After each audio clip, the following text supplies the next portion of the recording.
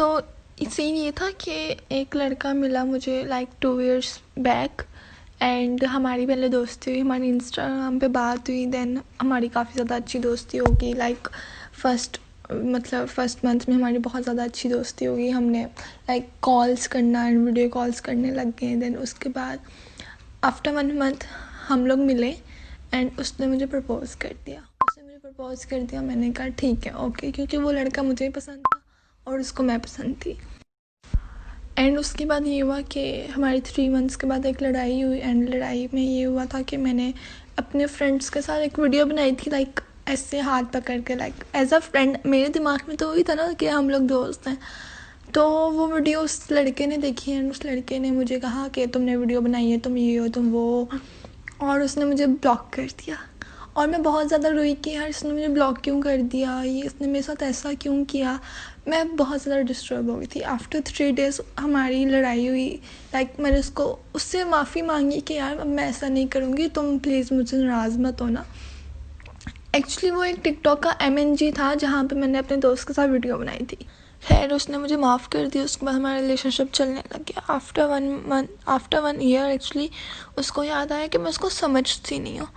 I was like यार हाँ, तो फिर मैं चूतिया थी जो हमारे साथ थी 1 साल से।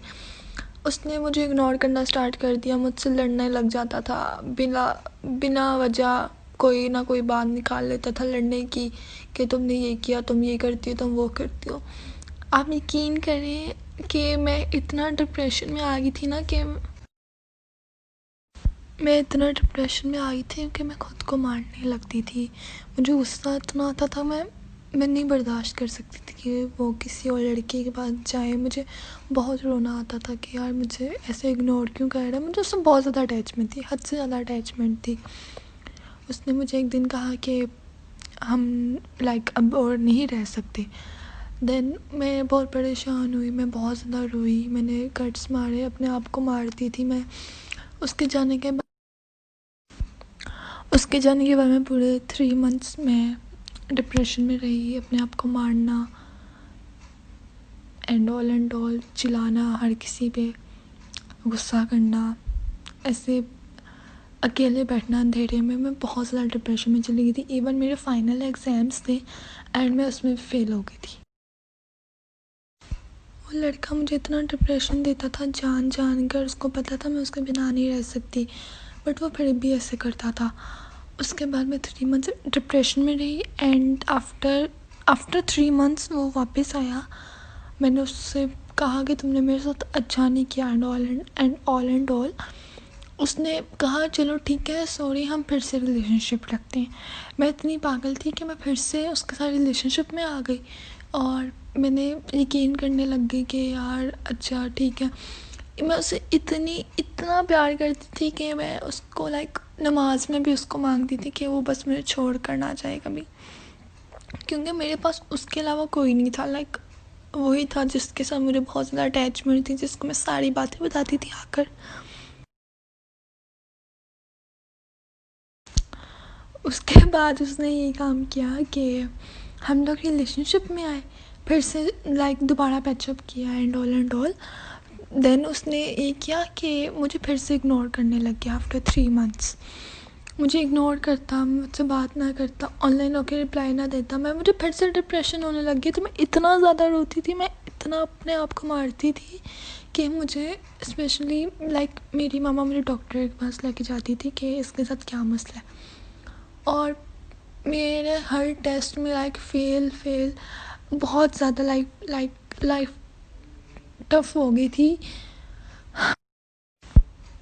और मैंने उस इंसान से इतना प्यार किया ना कि इवन मुझे नहीं लगता कि उसको मेरे बाद कोई कर सके, बट आई होप उसको मिले, शायद वो खुश है अपनी लाइफ में। लेकिन उस इंसान ने मुझे रुलाया बहुत है। उसने लाइक अपने दोस्तों के साथ बैठकर मेरा मजाक उड़ाना एंड ऑल। एक होता है ना आपकी सेल्फ रिस्पेक्ट हर्ट करता है कोई इंसान, तो आप पीछे हट जाते हो। उसने हर दफ़ा, हर बात पे, हर लड़ाई पे उसने मेरी सेल्फ रिस्पेक्ट हर्ट की है। और आपको पता है जब सेल्फ रिस्पेक्ट हर्ट होती है तो इंसान खुद ही पीछे हट जाता है।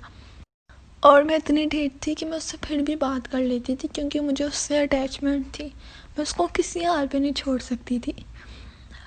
एंड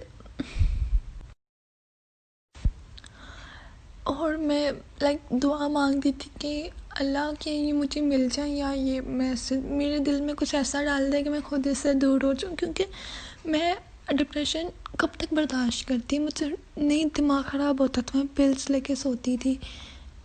बहुत मुश्किल हो गई थी ज़िंदगी मेरी। मैंने एक दिन मेरे दिल में पता नहीं क्या आया, एक दिन ये हुआ कि उसके बाद मेरी एक फ्रेंड है, मेरी फ्रेंड ने मेरे और मेरा एक और दोस्त है उसकी वीडियो लगाई हुई थी स्टेटस पे। जो मेरा जो एक्स था, उसका जो दोस्त था ना, वो मेरे उस फ्रेंड का बंदा था। तो ना उसने अपने उस लड़के ने अपनी बंदी का मेरी फ्रेंड का स्टेटस खोला, तो उस वीडियो में मैं और मेरा दोस्त थे। एंड वो वीडियो मेरे एक्स ने देखी तो कहता हो यार ये दिखा, ये तो मेरी बंदी है। एंड मेरे एक्स के दोस्त ने कहा कि यार छोड़, दोस्त हैं वो लोग ना।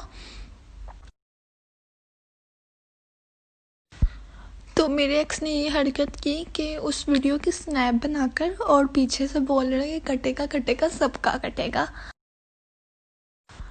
और मुझे उस हुआ कि आप किसी को जितना मर्जी प्यार दे दो, किसी को जितनी मर्जी इज्जत दे दो, लेकिन वो आपके मुंह पे उल्टा थप्पड़ आपको ही मार कर जाएगा।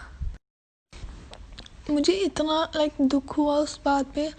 एक्चुअली मुझे दुख नहीं हुआ था, मुझे आदत हो गई थी। मैंने कहा यार, मुझे दिल में पता नहीं, मैंने खुदा से दुआ की थी कि यार कुछ ऐसा डाल दे कि मैं इससे खुद दूर हो जाऊँ। मैं नहीं बर्दाश्त कर सकती इसका ऐसा बिहेवियर। मैं अपने आप को मारती थी, मुझसे नहीं बर्दाश्त होता था। वो मुझसे इग्नोर करता है, मैसेज कर रिप्लाई लेट करता है। मैंने उसको कभी ये नहीं कहा यार तुम ये ना करो, वो ना करो। मैंने उसको हर तरह से आज़ादी दी हुई थी कि यार ठीक है, बस इतना कर दिया करो, मुझे बता कर दिया करो, मुझे ये मसला नहीं, तुम ये काम क्यों कर रहे हो।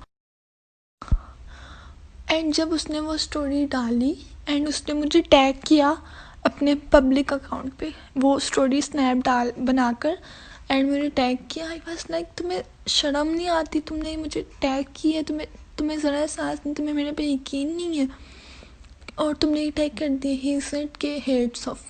एंड देन मैंने उसको कहा यार, मैंने उसको 2 सालों में कभी गाली तक नहीं दी, लेकिन उस दिन मुझे इतनी कोई तब चढ़ी कि मैंने उसको कहा कि यार फक ऑफ। उसने मुझे ब्लॉक कर दिया हर जगह से।